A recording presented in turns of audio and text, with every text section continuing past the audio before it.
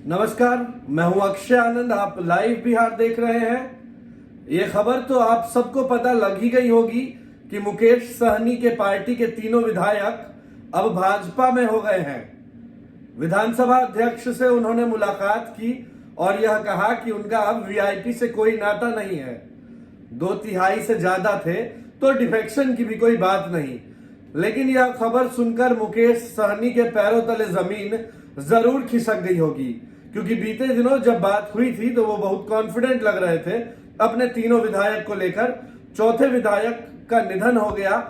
बोचाहा से मुसाफिर पासवान थे और अब उस सीट पर उपचुनाव होने हैं। वहां विश्वासघात तो मुकेश सहनी के साथ होना ही था, मगर तब तक इतना बड़ा धोखा हो जाएगा यह मुकेश ने भी नहीं सोचा था। खबर आप सब जानते हैं, मगर हम आपको इस खबर के पीछे की कहानी, मुकेश सहनी का इतिहास और उनके हार जीत से जुड़ी वो हर बात बताने जा रहे हैं जो मुकेश सहनी को एनडीए का घटक दल होने तक लेकर आता है और उसके बाद बिहार सरकार में मंत्री भी बनाता है, वो भी तब जब वो खुद अपना चुनाव हार चुके थे। तेजस्वी से विश्वासघात, देर रात हुई अमित शाह से बात और मुकेश सहनी की शुरुआत 2013 में भाजपा के साथ, यह सब कहानी इस वीडियो में हम आपको बताएंगे। आप लाइव बिहार के साथ बने रहे। फिलहाल जो बड़ी खबर थी वो हमने आपको बताई, अब बताते हैं कि ऐसा क्यों हुआ। मुकेश सहनी एक पार्टी के राष्ट्रीय अध्यक्ष है जिसका नाम है विकासशील इंसान पार्टी। 2013 में एक बाइक रैली हुई, उसके बाद मल्लाहों का एक सभा हुआ जहां पर उन्होंने खुद से खुद को सन ऑफ मल्लाह का टैग दिया। कहते हैं कि लोगों ने दिया। बातें वो करते हैं मल्लाह के आरक्षण की, कुछ राज्यों में है, बिहार में नहीं है, तो यहां दिलवाना चाहते हैं। बात को पूरी मजबूती से रखते हैं कि आरक्षण नहीं मिला तो हर लड़ाई लड़ेंगे, एक दिन 243 में से 125 भी होंगे और चुनाव जीत कर आएंगे। मगर यह बातें तब रह जाती हैं जब देखते हैं कि मुकेश सहनी तो सीटों को पैसों पर सेल आउट कर देते हैं, क्योंकि इनके पार्टी के जो विधायक थे वो कोई इनके कार्यकर्ता थोड़े ही थे, वो तो अलग अलग पार्टियों के वो कैंडिडेट्स थे जिन्हें टिकट नहीं मिले और खासकर वो भाजपा से ताल्लुक रखते थे। राजू सिंह भाजपा के सक्रिय सदस्य थे, साहेबगंज से पहले चुनाव भी लड़ चुके थे और इस बार पूरी तैयारी में थे भाजपा से चुनाव लड़ने के। जब उनका टिकट वीआईपी में चला गया, धनाढ़ कैंडिडेट है तो चिंता ज्यादा नहीं हुआ, तुरंत मुकेश सहनी से टिकट लेकर आ गए। कुछ क्षेत्रीय दल ऐसी हैं या कुछ बड़े दल भी ऐसे हैं जो चुनाव के टिकट जो है, चाहे विधानसभा के हो या लोकसभा के हो, पैसों पर बेचते हैं। और यह हमारे लोकतंत्र का, चाहे बात बिहार की हो या देश के किसी अन्य हिस्से की, एक कड़वा सच है कि कुछ लोग जातिगत राजनीति करके राजनीति में सक्रिय भूमिका निभाते हैं और उसके बाद सीटों को बेचकर इसे गंदा करते हैं। समाज का हित कितना हो पाया यह तो दुनिया जानती है, मगर उनका बहुत अच्छा हित हो जाता है। पार्टी के पास चुनाव लड़ने को पैसे होते हैं और इसी मजबूरी के नाम पर वो लोग कैंडिडेट से पैसे भी मांगते हैं। एक चुनाव हुआ 2019 में जिससे यह तय हुआ कि मल्लाह समाज जो है वो मुकेश सहनी को वोट देता है। उस चुनाव की बात करेंगे, लेकिन पहले अभी की बात करते हुए चलते हैं, स्टेप बाय स्टेप आगे बढ़ते हैं। मुकेश सहनी को बिहार में जब तेजस्वी यादव ने धोखा दिया तो वो भाजपा का हिस्सा बने। रातों रात अमित शाह से बात हुई और ससम्मान भाजपा के कोटे से 11 सीटें दी गई, 4 पर जीत हासिल भी हुई।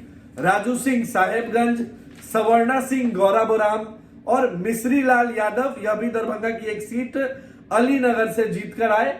साथ ही बोचाहा से मुसाफिर पासवान जो दिवंगत हो चुके हैं। इन 4 सीटों पर मुकेश सहनी के पार्टी के विधायक जीते। मुकेश सहनी स्वयं सिमरी बख्तियारपुर से चुनाव हार गए, एनडीए का हिस्सा होने के बावजूद। यूपी में बीजेपी के आगे सख्त रवैया मुकेश सहनी अपना रहे थे। उन्होंने दावा कर दिया था 165 सीटों पर चुनाव लड़ने का। कई सीटों पर तो वो लड़े भी और उनका एजेंडा भाजपा को इतना समझ में आया कि वो और कुछ नहीं बल्कि भाजपा को हराने का था। बातें वो भले ही मल्लाह आरक्षण की कर रहे हो, मगर नुकसान भाजपा का ही हो रहा था। यह बात मुकेश सहनी भी बखूबी जानते थे, मगर मुकेश सहनी इसको लगता था कि कोई बच्चों का खेल समझ रहे हैं। भाजपा जैसी एक डिसिप्लिन्ड पार्टी जिसने अपने किसी कार्यकर्ता या नेता को माफ नहीं किया जब वो पार्टी के विरोध में गया, तो मुकेश सहनी का यह सोच गलत हुआ कि वह भाजपा को आंख दिखाएंगे और भाजपा बस जाने देगी। यूपी में ही बात नहीं थमी, बात बिहार तक आई। 24 सीटों पर एमएलसी के चुनाव हो रहे हैं, विधान परिषद के स्थानीय निकाय कोटे के सीटों पर चुनाव हो रहे हैं। उनमें से 7 पर मुकेश सहनी पहुंच गए, वो भी भाजपा के खिलाफ अपने कैंडिडेट्स उतार दिए, और 2 पर निर्दलीय कैंडिडेट्स को समर्थन दिया। भाजपा चुपचाप यह नौटंकी देख रही थी। सिर्फ अजय निषाद मुकेश सहनी पर निशाना साधते नजर आते थे। उनकी बातों से लगता था कि परिणाम आने वाले दिनों में मुकेश सहनी के लिए बहुत बुरा होने वाला है। बीजेपी को हराने का यह एजेंडा मुकेश सहनी का चलता रहा, और चलते चलते अब यह इतना बढ़ गया कि भाजपा ने अंदर ही अंदर ठान लिया कि मुकेश सहनी को ठिकाने लगाया जाए। जब शक हुआ मुकेश को तो बाबू नीतीश जी से मिलने पहुंचे, मगर जब अमित शाह ने ही साथ छोड़ दिया था तो नीतीश कुमार भले क्या करते। नित्यानंद जाकर एक गुलदस्ता देकर आए और कहा कि देखिए, मुकेश सहनी के मामले में अब कोई मैनेजमेंट नहीं होगा, उनको जाने दीजिए, मंत्री पद से भी हटाइए, और बाकी 2 महीना में उनका विधान परिषद की सदस्यता तो खत्म हो ही रही है, वहां से भी उनको निपटाइए। नीतीश जी भी भला क्यों भाजपा के आगे बिखरते, इतनी सारी सीटें भाजपा लिए बैठे तो है।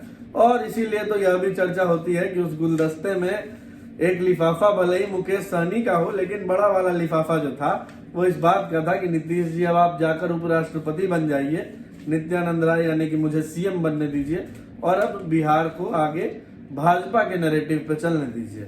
हालांकि ये तो कही सुनी बातें हैं, इसका कोई पुख्ता प्रमाण नहीं है, लेकिन प्रमाण अब मिल गया है मुकेश सहनी के ठिकाने लगने का, क्योंकि भाजपा ने निपटा दिया, तीनों विधायक अपने पाले में ले लिए और मुकेश सहनी बेचारे अलग थलग पड़ गए। लेकिन जब पीठ पर तेजस्वी ने खंजर भोंका तो मुंह से निकला कि गरीब दलित पिछड़े समाज का एक बेटा को तेजस्वी ने पीठ पर छुरा भोंक दिया। पिछड़े समाज का यह बेटा खुद बहुत तरक्की किए, मेहनत किए, देवदास के सेट पर किले भी ठोकी, सेट डिजाइन भी किया, वहां मजदूर भी सप्लाई किए, पैसा भी कमा कर आए। राजनीति करना 2013 से लेकर 2020 तक इतना सीख गए थे कि उन्हें पता था कि अब बिहार में पॉलिटिक्स पैसों पे होती है, तो सीटें भी पैसों पर बिकने लगी थी। तेजस्वी ने जब छुरा मारा तो तेज प्रताप के हित में 2 बातें कही, और उस प्रेस कॉन्फ्रेंस में हमने उनसे पूछा भी कि भला क्यों तेज प्रताप को सीट दे दे बेचने के लिए, क्योंकि सीटें तो बिक रही थी, सीटें बिक रही हैं, जो पार्टी ले जाती है वो भी बेचती हैं, जो बड़े दल है उनमें से भी कुछ सीटें बिकती हैं, कुछ रह जाती हैं। हालांकि छोटे दलों के ज्यादातर सीटों का यही असर होता है कि वो बाजार में बिकती हैं, एक धनाढ्य कैंडिडेट उसे खरीदता है, चाहे वो किसी भी पार्टी से ताल्लुक रखता हो, और क्षेत्रीय, जातिगत और राज्य की राजनीतिक स्थितियों के अनुकूल होकर कभी जीतता है, कभी हारता है। अब भला मुंबई में स्टेज डिजाइन करने वाला एक लड़का मुकेश सहनी बिहार की राजनीति का इतना बड़ा धुरी कैसे बन गया?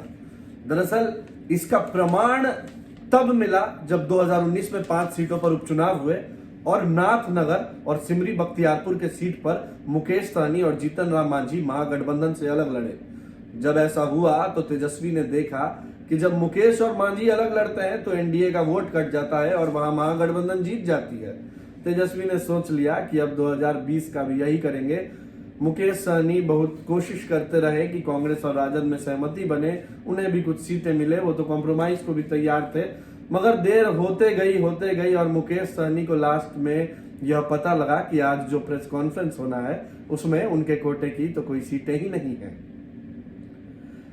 बीच प्रेस कॉन्फ्रेंस में मुकेश सहनी बिखरे, राजद के भीड़ वाली प्रेस कॉन्फ्रेंस में राजद का विरोध करते हुए निकले, अमित शाह को फोन किया और रातों रात भाजपा से 11 सीटें ले ली, 4 पर जीते भी और एनडीए गठबंधन का हिस्सा हो गए, पशुपालन एवं मत्स्य विभाग में मंत्री बन गए। तो जो वोट वो काट रहे थे उससे महागठबंधन को यह अंदाज था कि मुकेश को लास्ट मोमेंट पर छोड़ेंगे तो अलग थलग होकर चुनाव लड़ेगा और हमें ही फायदा पहुंचाएगा। मगर यह बात अमित शाह, भाजपा और जदयू के जो पॉलिटिकल पंडित हैं वो भी बखूबी जानते थे। उन्हें पता था कि मुकेश और मांझी को अकेला छोड़ा तो मुश्किलें उन्हीं की बढ़ेंगी। नीतीश कुमार ने मांझी को माफ कर दिया और अपने कोटे से 8 सीटें दे दी। भाजपा ने मुकेश को स्वीकार किया और 11 सीटें दी, 4 पर वो जीते और इससे पहले की अब कहानी आपको बताते हैं कि किस तरह मुकेश सहनी यहां तक पहुंचे कि एक बार महागठबंधन का हिस्सा हुए 2019 के चुनाव में, और 2019 के विधानसभा के उपचुनाव में अपनी शक्ति दिखाकर एक मजबूत एंगल बने इसका। दरअसल 2013 में मुकेश सहनी ने एक भव्य बाइक रैली निकाली जिससे उनके समाज के लोग जुड़े और उनको पहचानना शुरू किए। गांधी मैदान में मल्लाह समाज का एक बड़ा सम्मेलन हुआ, वहां मुकेश सहनी को टैग मिला सन ऑफ मल्लाह का। 2014 में मुकेश सहनी प्रधानमंत्री नरेंद्र मोदी के लिए प्रचार करते हुए उनकी रैलियों में नजर आते थे। अमित शाह ने उन्हें कहा था कि थोड़ा धैर्य रखिएगा, आपको वक्त आने पर राज्यसभा भेजेंगे। मगर 2014 से 2019 हो गया था। मुकेश सहनी भी खूब पैसा कमा चुके थे, राजनीतिक गुण भी सीख चुके थे और काफी तरक्की कर चुके थे। अब उनका कद महागठबंधन या एनडीए से सीधी लाइजनिंग करने का हो चुका था। एनडीए में दाल नहीं गली तो 2019 में एक बड़ी रैली की और महागठबंधन का हिस्सा हो गए। 3 सीटें मिली भी, मगर तीनों पर हार हाथ लगी। हालांकि उस चुनाव में 40 में से 29 सीटों पर महागठबंधन को हार मिली। सिर्फ एक किशनगंज की सीट पर कांग्रेस के मोहम्मद जावेद जीते। वहां से उन्हें समझ में आने लगा कि महागठबंधन की राहें बहुत कठिन है, मगर फिर भी वह महागठबंधन में बने रहे, बनना कंटिन्यू किए। लेकिन लास्ट में जब तेजस्वी ने पीठ पे छुरा भोंका तो फिर एनडीए के साथ आए, और एनडीए भी यह समझ रही थी कि चिराग वैसे ही जदयू को बहुत डैमेज करने वाले हैं। अगर मुकेश और मांझी की वजह से 8-10 सीटों का आंकड़ा खिसक गया तो कहीं जदयू को कमजोर कर भाजपा को मजबूत करने के सपने के साथ बिहार में सरकार बनाने का सपना न टूट जाए। तो मुकेश और मांझी को लास्ट मोमेंट पर एडजस्ट किया गया और इस तरह 2020 के चुनाव हुए। एनडीए किसी तरह बहुमत में पहुंची। चिराग पासवान ने लगभग 35 सीटों पर जेडीयू को हराया और राजद को उन सीटों पर जीत दिलाई। तेजस्वी बहुमत के आंकड़े के नजदीक हैं। इस बीच यह भी बहुत हद तक बातें चलती हैं कि किसी दिन तेजस्वी बहुमत का आंकड़ा पार कर ले। हालांकि अब कांग्रेस समर्थन नहीं कर रही है महागठबंधन का, इसलिए महागठबंधन का आंकड़ा सिर्फ 91 रह गया है। 24 सीटें कांग्रेस के पास हैं, 5 सीटें एमआईएम के पास हैं। अगर यह सब इनके समर्थन में आए और एनडीए का जो बहुमत का आंकड़ा पार कर चुकी है उसके कुछ नंबर्स घटे तो भी कुछ स्थिति बदल सकती है। वैसे कोई उम्मीद नहीं है। आप लाइव यार के साथ बने रहे, अपडेट और खबर हम आप तक बताते रहेंगे। इस कहानी में कुछ छूट गया हो तो माफ करिएगा, जल्दी में तैयार किया गया है। कमेंट बॉक्स में आप जोड़ दीजिए, हम अगले वीडियो में भी जोड़ लेंगे। आप सबका बहुत बहुत शुक्रिया। लाइव बिहार यूट्यूब पर सब्सक्राइब और फेसबुक पर लाइक जरूर करें।